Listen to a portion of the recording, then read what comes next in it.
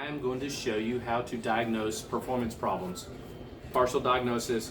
This is not a 100% episode on how to diagnose every problem on your motorcycle. I'm dealing with one specific problem only. This guy's complaining of a low performance problem. The bike runs great. He rides it a lot. It's got 70,000 miles on it. It's a 2003 R6. So, in the process of determining why it has low power, now keep in mind, the bike runs smooth, it starts right up, it idles beautiful, it revs up beautiful, it'll run through all the gears. He just said it doesn't seem to have the same power it used to have. So, I've pulled the air box off and I found something. I'll come back to that later. I pulled the spark plugs out. First thing you always do on any compression or any performance issue is always check the engine compression. You gotta have 4 things for an engine to run correctly: spark, air, fuel, and compression. Without all of those in the proper order and proportions, your engine can't run correctly. So here we are at the compression. I have the valve cover removed because I intended to go in and do a valve clearance adjustment. The spark plugs are all out and the throttle bodies are out, so there's nothing restricting the air. If you had throttle bodies in, you would need to open the throttle up fully open. Make sure you got a good fully charged battery. Compression gauge is in, so now I'm going to crank it over. Watch the compression gauge. You crank it so the compression doesn't go up anymore. Pretty much stopping right there. Let me zoom in on that so you can see it. See that? It's like 145. Moving on now. 145 is low. This bike should have about 180 to 210. So next thing I'm going to do is lead the pressure off, remove this hose, because this hose has a Schrader valve in it, which traps the pressure between the Schrader valve and the compression gauge to develop the appropriate compression. Next thing is I'm going to install this other hose, which has no Schrader valve, and this is going to allow me to squirt air or directly inject air into the cylinder. Now what I've got to do is turn the engine over until the valves are closed. Now, before this, the next step would have been to do a wet compression check. That would be a squirt if you determine you have low compression. You squirt oil into the cylinders, about a teaspoon of oil, you crank the engine over, you reperform the compression check.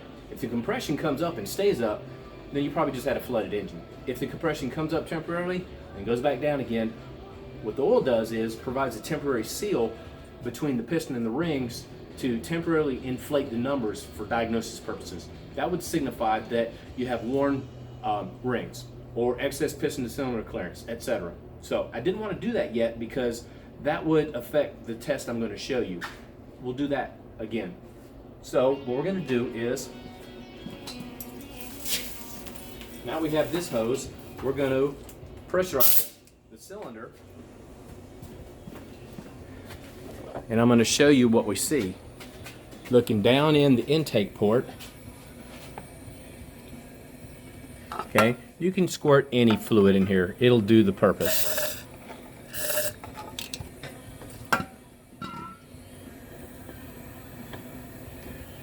Okay, look at that.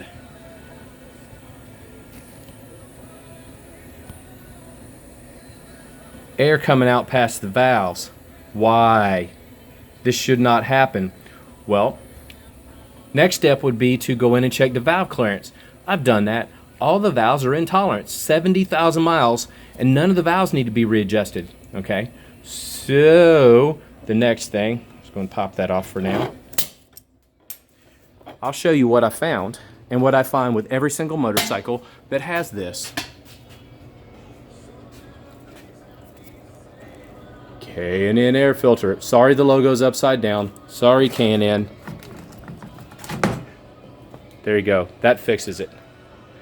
What I find is, look at all this abrasive dust in the air box.